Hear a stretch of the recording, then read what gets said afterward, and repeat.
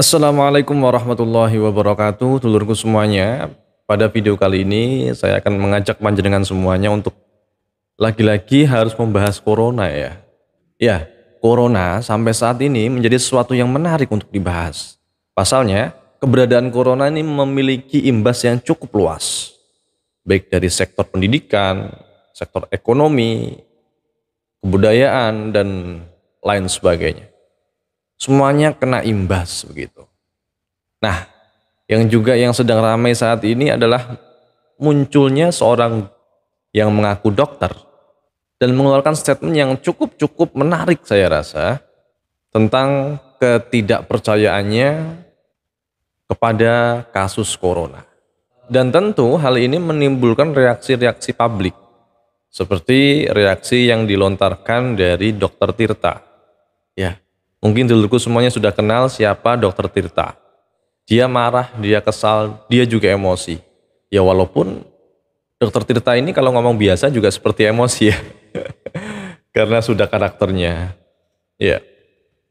Tapi menarik untuk kita bahas di sini adalah si dokter ya, Dr. Lewis. Ini tiba-tiba muncul untuk mengangkat isu corona dengan narasi kontra ketidakpercayaannya terhadap virus corona. Bahkan yang lebih ekstrim lagi, dia mengatakan tidak ada orang yang mati karena virus corona. Saya sendiri sebenarnya setuju, tidak ada orang mati karena virus corona. Yang ada dia mati karena takdir. Nah, tapi lagi-lagi ya takdir itu tidak semata-mata takdir kan. Ya, takdir itu butuh sebab akibat.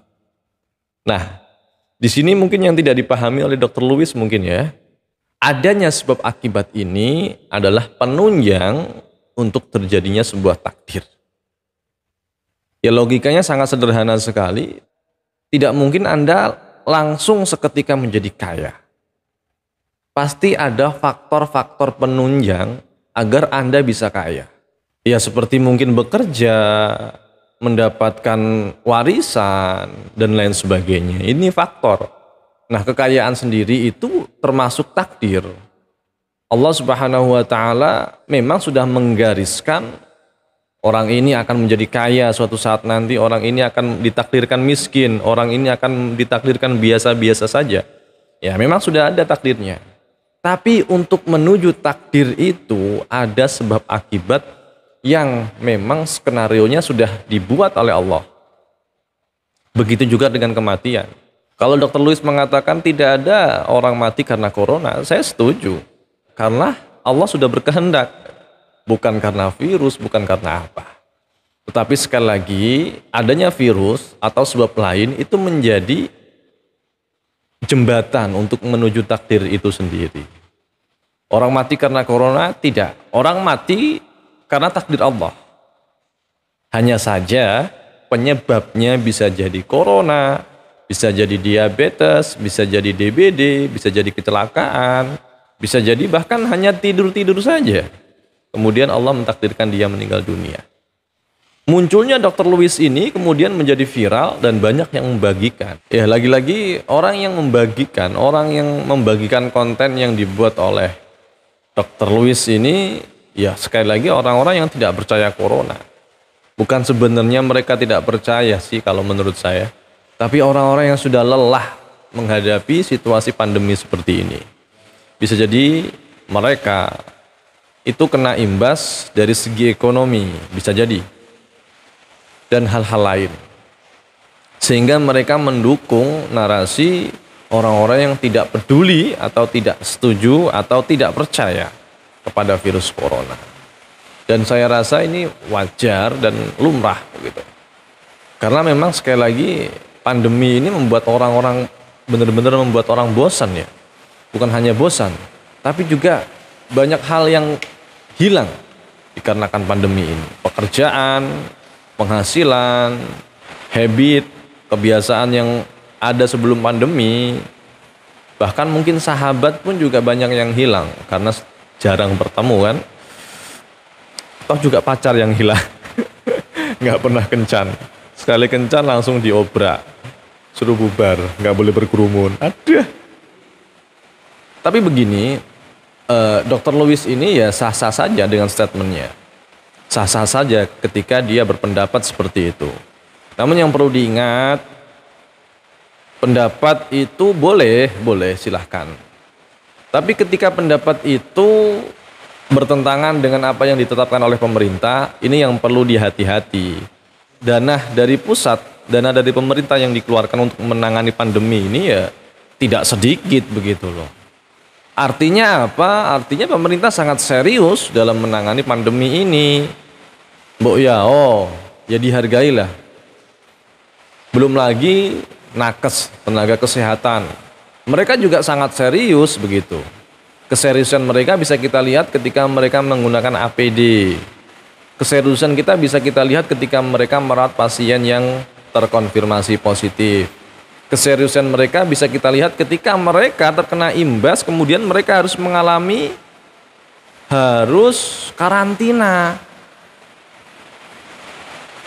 Coba, harus karantina, tidak bertemu sanak keluarga. Nah ini kalau nggak serius nggak mungkin dilakukan begitu loh. Coba.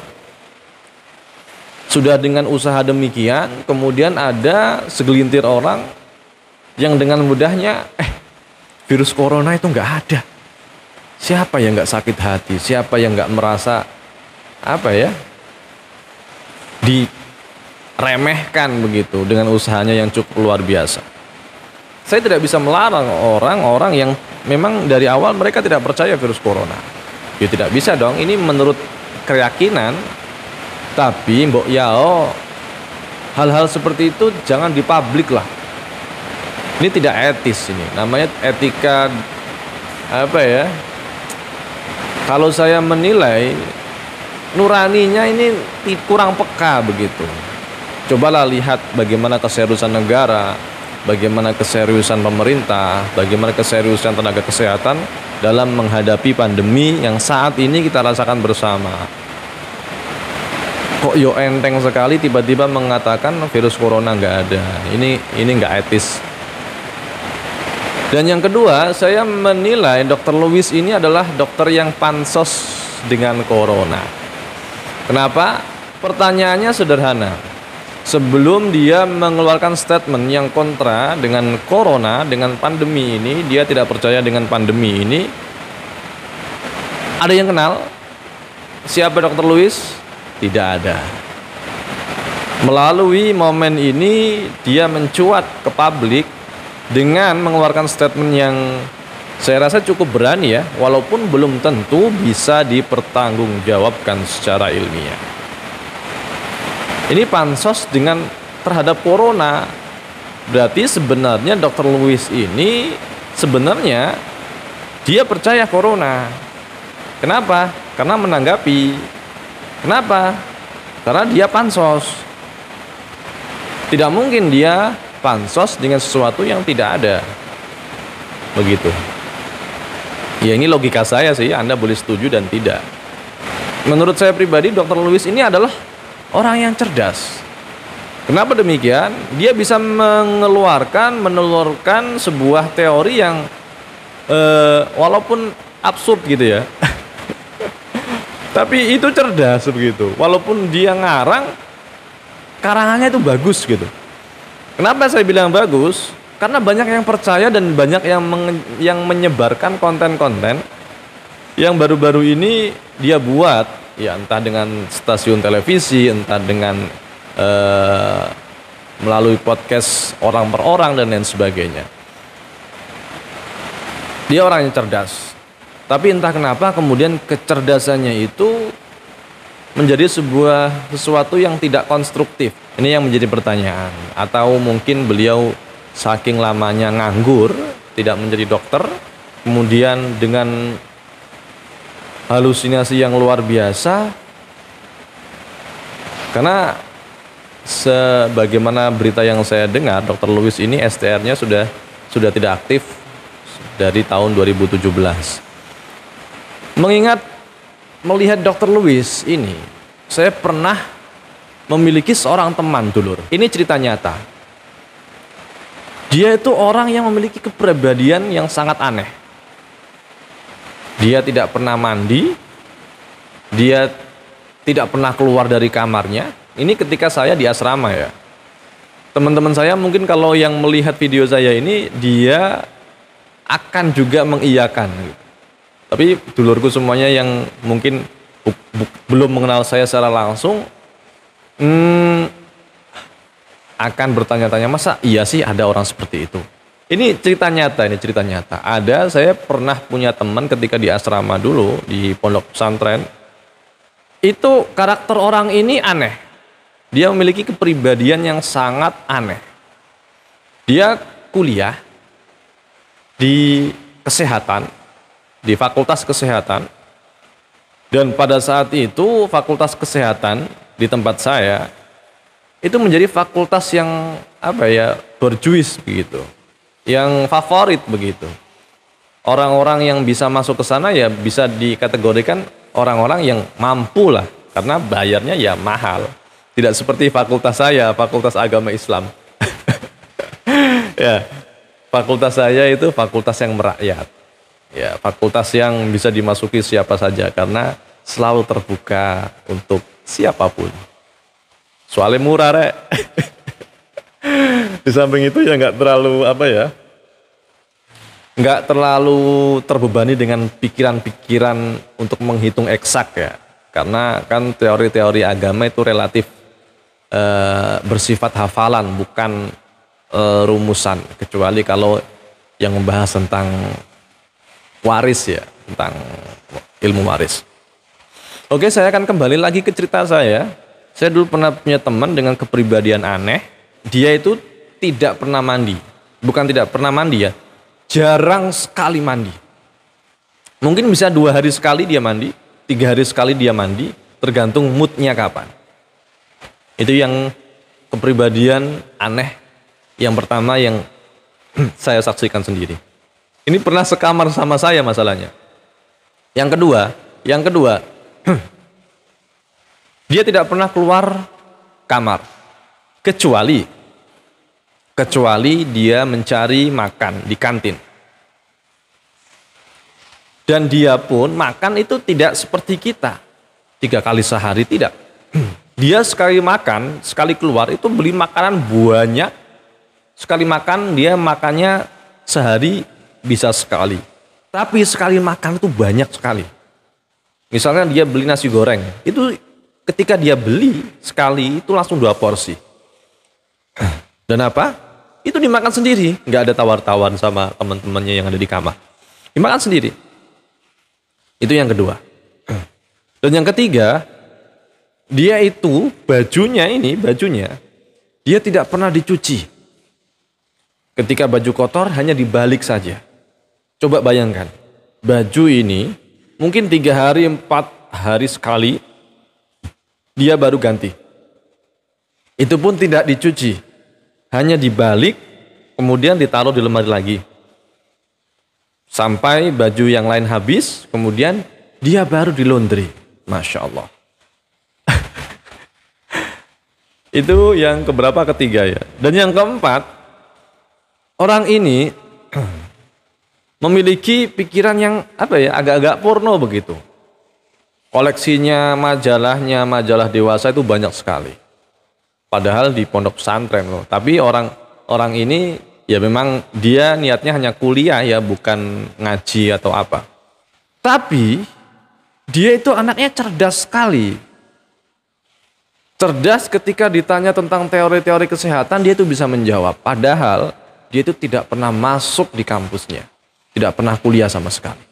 Ya dia mungkin belajar dari internet, belajar dari buku ya.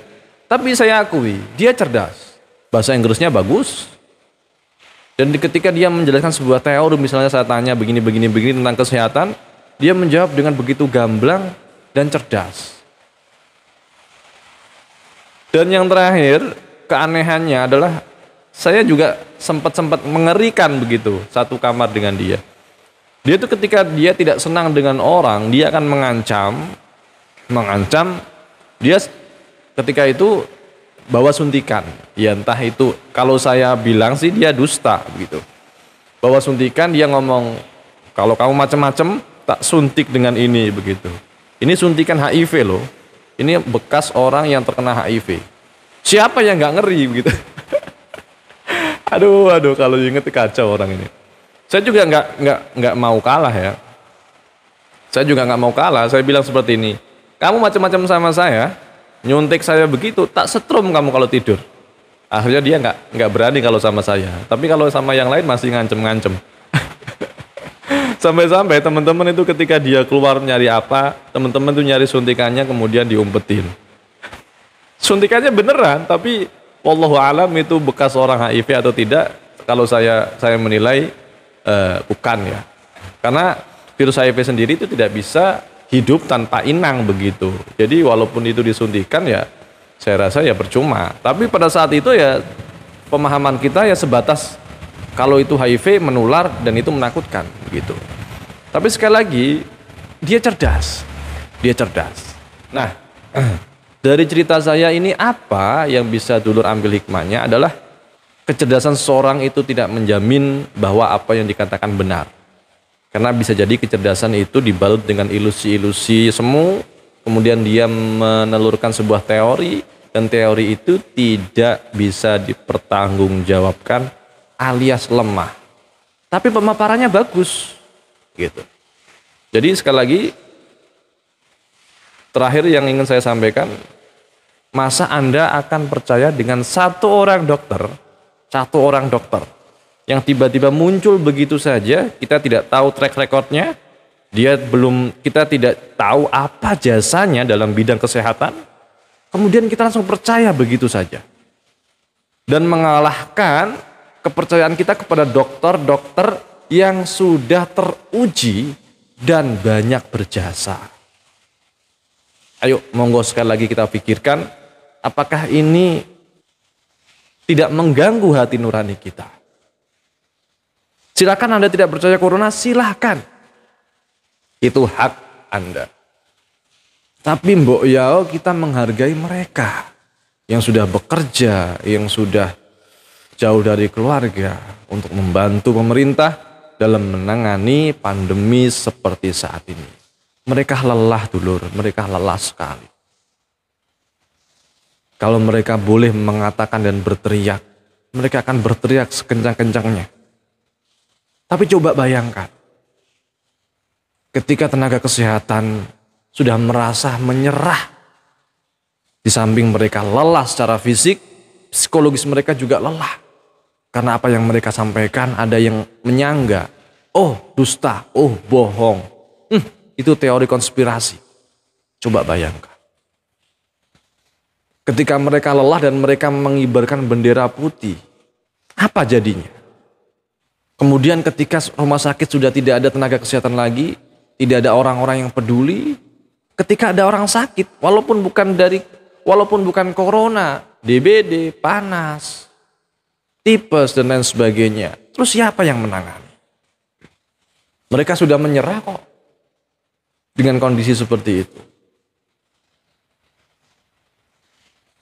Coba hargailah mereka dulur. Hargai. Oh, mereka itu perjuangannya bukan main-main. Bertaruh nyawa, waktu, tenaga, keluarga. Silakan Anda tidak percaya, silakan. Itu hak Anda. Tapi ketidakpercayaan Anda itu cukup untuk diri pribadi saja. Jangan untuk mengajak kepada orang lain. Ini problem. Oke, mari sekali lagi kita berpikir secara jernih, apakah kita patut untuk percaya kepada Dr. Louis atau kita lebih percaya kepada pemerintah, kepada mayoritas dokter yang ada dalam himpunan Ikatan Dokter Indonesia. Demikian video dari saya, semoga bermanfaat.